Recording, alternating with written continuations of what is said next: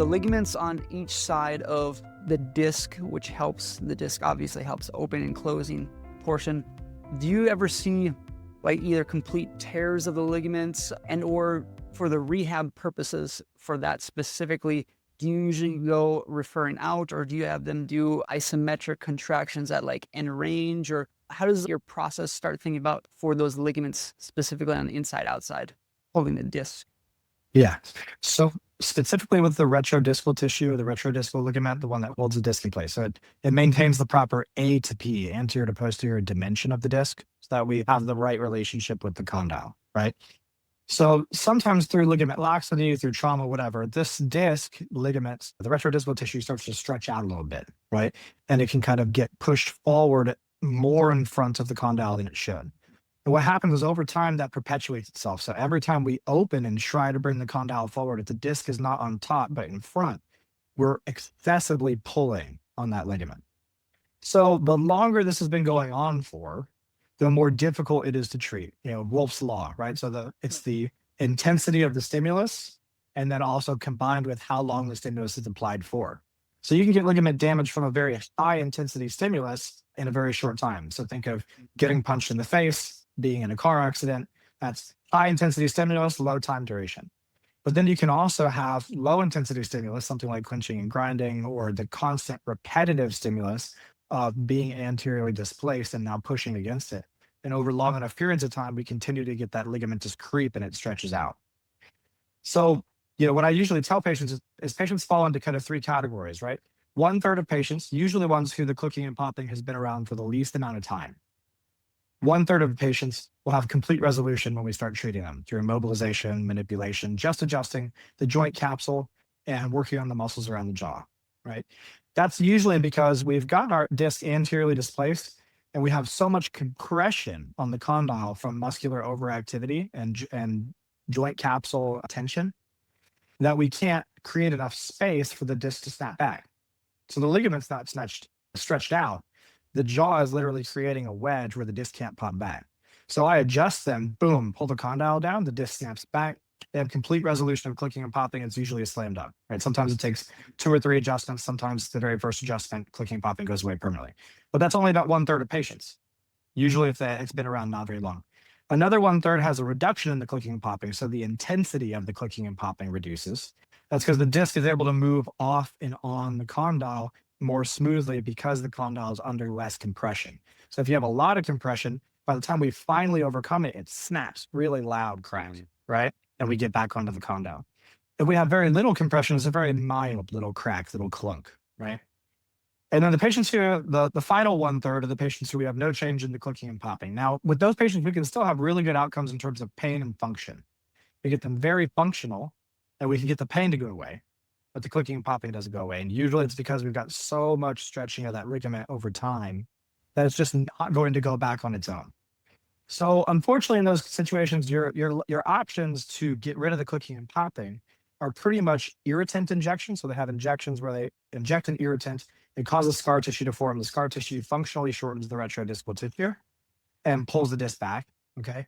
That's less invasive. And then more invasive is going in and actually physically doing a surgical procedure to shorten the ligament. So those are your options. But a lot of times patients, and once the pain and dysfunction is gone, most patients report that the clicking and popping is not significantly concerning to them or psychologically disturbing enough that they're willing to go through invasive surgical procedures. So a lot of them decide, hey, as long as it doesn't hurt and I can still eat and function, I'll live with it. I don't care if it clicks and pops. Other patients may make a decision to go do something for it. Other than that, you can still have very good results with positional isometrics. Now, you know, that tends to be more for the hypermobility, but it can also be for patients who have a dysfunctional pattern. But you're basically going to put them into a position where recapture occurs. So, you know, when the disc slips out, that's called anterior displacement. It's the most common. You can also have medial or lateral displacements. Medial is more common. Lateral would be the least common. But the absolute most common is anterior disc displacement. So when we do successfully get back onto the condyle, that's called a recapture event. So for most patients, anterior disc displacement with reduction is the most common type. So when we open the jaw, so we're in our resting position, the condyle is not on the disc. So the disc is sitting in front. As we begin to open, we struggle to get up onto the disc, and then finally we do successfully pop back up onto the disc. So that's reduction, right? But then when we go to close our jaw, we pop right back off. So these patients will have an opening click and a closing click. So they open up, click, snap onto the disc, and they're open and on the disc. And then they go to close, click, snap off the disc. Now they're closed and off the disc. So what we do with them is we open them till we click. So we get the reduction event. Now I know that they're open and on the disc. That's where we apply the isometrics. Can we move the jaw and resist movement of the jaw without causing another click? So if at any point during the exercise they click again, oh, you lost the disc, start over, reset the exercise. And so what we start doing is we start incorporating some of the stabilization from the musculature of the jaw to help stabilize, because the ligament is no longer able to do its job effectively. The worse the ligament is, the less likely we are to be successful with this, because muscles do have inherently different jobs to do than ligaments. Yeah. But that's the general approach. That's amazing. And that's where I'm sure you try a couple things, does it work? Adapt as you go, assess as you go. Yeah, I know we do the kind of similar things, different areas of the body, adjustment wise, treatment wise, and stuff like that. But it's interesting hearing from that side of things, ligament wise. That's the big thing when I talk to chiropractors is, they're like, oh, the jaw seems so complicated. I just don't know. I don't know how to diagnose it. I don't know how to treat it. I was like, okay, let's stop for a second. Let's rewind. Okay. A patient comes into you with neck pain. Talk me through your thought process.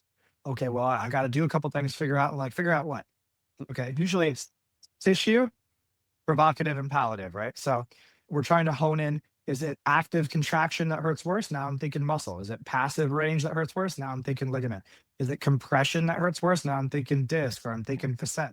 Is it distraction or stretching that hurts worse? Now I'm thinking tendon, right?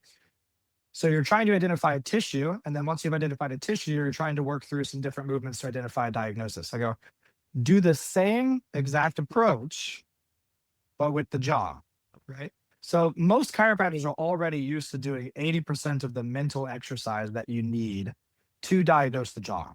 What they need is that little sprinkle of, here are the tissues, here are the ways things go wrong, and here are the tests that rule in and rule out.